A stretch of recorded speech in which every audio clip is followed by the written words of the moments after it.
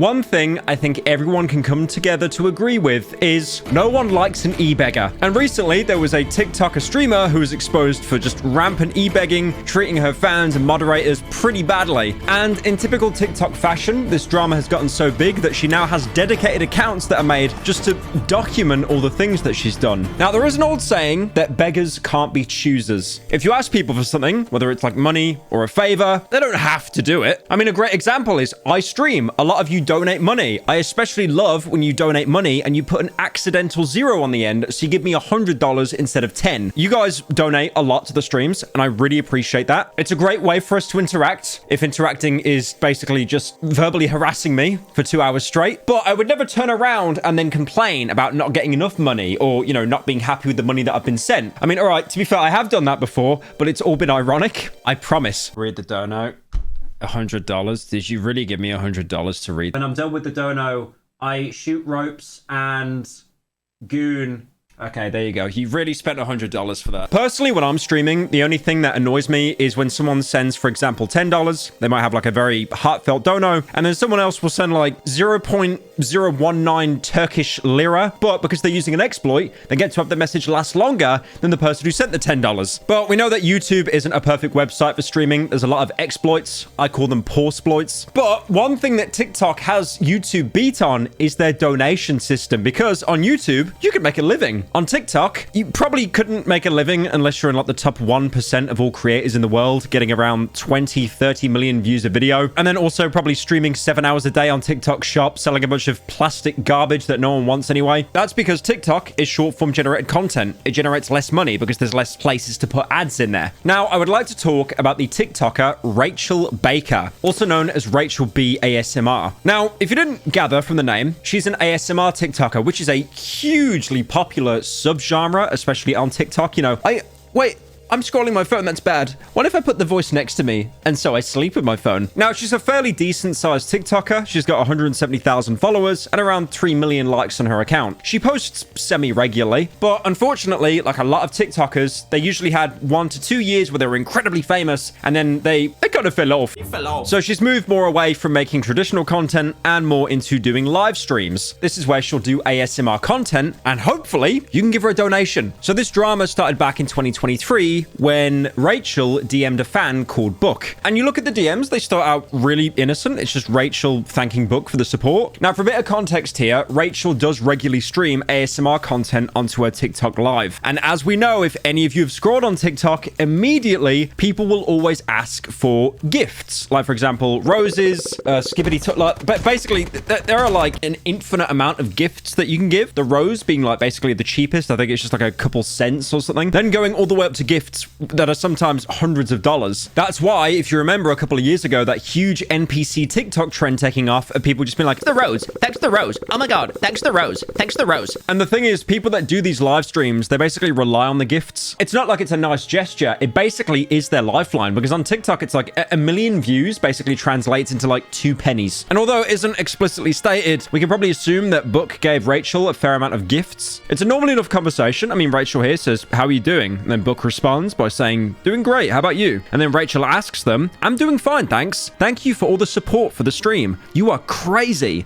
The conversation ends with Book saying, you know what, no problem, you're welcome. And if the conversation ended there, that would be totally fine. There wouldn't be an issue here. It's a pretty wholesome interaction. But unfortunately, because I'm making the video, you can assume it didn't stop there. Between April the 15th and the 21st of May, Rachel is basically triple texting Book with no response. Hello, Book. Just wanted to thank you again for all the support on my live the other night. I'm going live again tonight and would love for you to join again. And then following up after that, hey, just wanted to see how you're doing. You haven't been in my stream for a while. And again, the messaging here, not really malicious. If anything, it could just be a TikToker looking out for a fan. I mean, at this point, you can still take it all in good faith. I mean, it's a little bit bizarre checking in on people that gave you money. But, you know, maybe she just likes to, you know, be one with her audience. Book then responds to Rachel a little bit later, basically saying, I'm all right, been busy with work, haven't had much time to watch your lives, etc., etc. Now, this should be the part where Rachel's like, okay, fair enough, you know, like, they can't be a fan forever. Maybe I fell off. Like, you know, maybe I should leave it and not push anymore. But this is where Rachel has a two-face moment and the mask really starts to slip. You know that scene in Batman, the animated series, where Harvey Dent's having the therapy session and he gets snapped into Two-Face and he's going around his office like, I'm so angry. Roar. This was basically Rachel's absolute crash out reaction when she realized she wasn't getting any more money off this person. I would like to talk with Big Bad Harv. I don't think he wants to talk. He must if we're to help you. I'm going nowhere, Missy. If anyone's leaving, it's Mr. Goody-Good. And maybe you with them. Average TikToker. When you don't give them a galaxy cat or whatever. And then Rachel replies by saying, dang, I'm sorry. Well, can you at least try to be here for tonight's live? I'm trying to complete my gift goals. I've been struggling lately. Now, this is where the alarm bells are immediately sounding off because it's basically transformed from thank you to the support to I'm e-begging now. Now, I do understand that a lot of people, they do run into financial problems, especially if they're content creators. You know, they might not manage their money well, or, you know, content creation can be one of the most unstable, unsecure jobs that you could ever have because you could be incredibly famous one day and then just completely fall off into the abyss. And if you haven't managed your money well or planned ahead for that, it can really be devastating. But there's also something really weird about kind of putting it onto the biggest donators, like because they've gave you money, it is then their responsibility to try to like pull you out of this. I mean, as a content creator, no one owes you fame, no one owes you money. That just kind of comes with the job. And to see someone e-begging on this level, it's pretty cringe. But if we look at the further messages, we can actually see that Book was basically a no-show to the stream, which, yeah, to be fair, is more than understandable. That's like a really awkward position to be put into. Like, hey, you gave me a lot of money, I appreciate that. You're joining this stream, right? This is a really good idea, guys. I'm gonna stream later today, and I'm gonna make sure I get in contact with all of my top donators and pressure them into watching the stream. So next morning, Rachel sends another message, and we are just descending even more into the e-begging realm. I guess you don't care about me. I guess I don't exist to you. If you don't start showing up to my lives, I will block you. I see that you support other creators, but it would be nice if you supported me more. So we have gone past e-begging now. This is just literal guilt tripping. You know, it's not even like anger. It's like, no, you know what? You've gave me money in the past. You supported me. If you don't keep doing it, I'm going to block you. And then these messages basically stopped because Rachel did follow through with the block. That was until 2 years later, where she unblocked and messaged again. You are the most asshole person I have ever met in my life. What the fuck is your problem? Gifting other creators during my agency's battles to make me lose. Now, we've gone beyond e-begging. We've gone beyond guilt tripping. This is basically just borderline mental illness. Like, we've gone from Book not supporting the streams anymore to now apparently supporting the competition. Now, if you're wondering about this conspiracy theory that Rachel has, that other creators were being gifted during my agency's battle to make me lose, whatever this Star Wars Naboo coded message means, she tries to give more context in the DMs. So from what I gather, Rachel was involved in an agency battle, which is the equivalent of like a YouTube boxing match, but for TikTok. Go!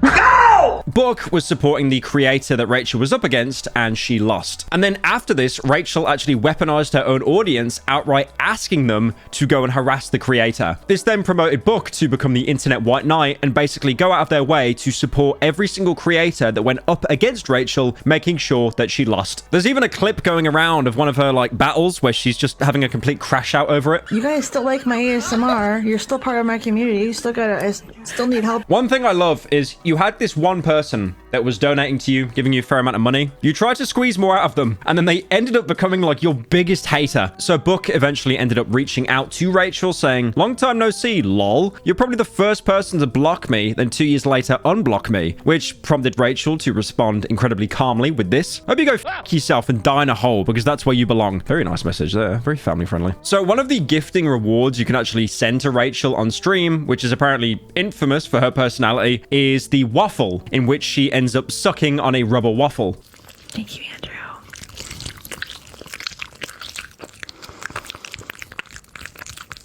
Thank you, Heart Me. Now again, if you want to suck on a waffle, I'm not going to stop you. But at the same time, there's bite marks all over it. It just looks filthy. You can even see parts that have been ripped off with her teeth. And to be fair, if I criticized her for doing something stupid like that, I basically have to criticize 99% of anyone that does TikTok lives. So back on track with the e-begging for a little bit, there was actually a leaked DM of Rachel that was floating around where she said that she was getting a VPN to be in California for what she deemed to be a richer area. And she was doing that solely to see if more people would actually end up gifting to her. I mean, even in the screenshot, she admits here that the prices are basically crazy high, and there's even more DM leaks, which I assume come from some other big chat she shares with her mods. And in the second screenshot, she admits that she's no longer giving her usual rewards, and her viewers can only get them if they give a membership or a much larger gift. If you're wondering what a membership is, it's basically the same as, like, you know, becoming a member on YouTube or like subbing on Twitch. And it's really funny whenever you see a TikToker with the membership only tab on, because 9 times out of 10, it's not because they want more money, it's because they've been through a controversy and they don't want the mainstream people commenting on it. Other things Rachel's been accused of as well is ending her streams before they are actually meant to be finished. So the people that paid for the boosts don't actually get them. Like, for example, you know, each stream will have a goal, and if people pay her in gifts, the stream will get closer to that goal. So what people have been accusing Rachel of doing is getting to the near end of the goal and then abruptly ending stream so she doesn't actually have to do the goal that she promised. It's like, for example, me when I stream, someone says how much to shave your head. I just make up a random number like $10,000 and then everyone goes silent. How much for the gooning stream? The gooning stream? $10,000. But then the equivalent would be, if someone actually gave me 10K, I'd be like, oh god, oh, whoa, we're having some bad internet here, guys. Oh, see you again tomorrow. And then I just end the stream. You can even see people in the comments that are just flat out confused to why she ended or like restarted the live, because it was causing her to bleed viewers. But whenever Rachel seems to be hit with criticism, she does what I call a judgmental face, and then just continues doing the ASMR. And apparently some of the instances, Rachel has made a lot of money. Like one claim where she made around $200 in 4 hours. Next one is the next thing. Now, if we can't get that done before 50K, then I think we might have a little bit of an issue. But then at the same time, we're still begging people to pay her. But I will be honest, I don't want to single Rachel out here. I don't think she's like a bad person or anything like that. I think it genuinely is just a symptom of a much bigger problem, because TikTok lives, they really do promote this kind of behavior, genuinely.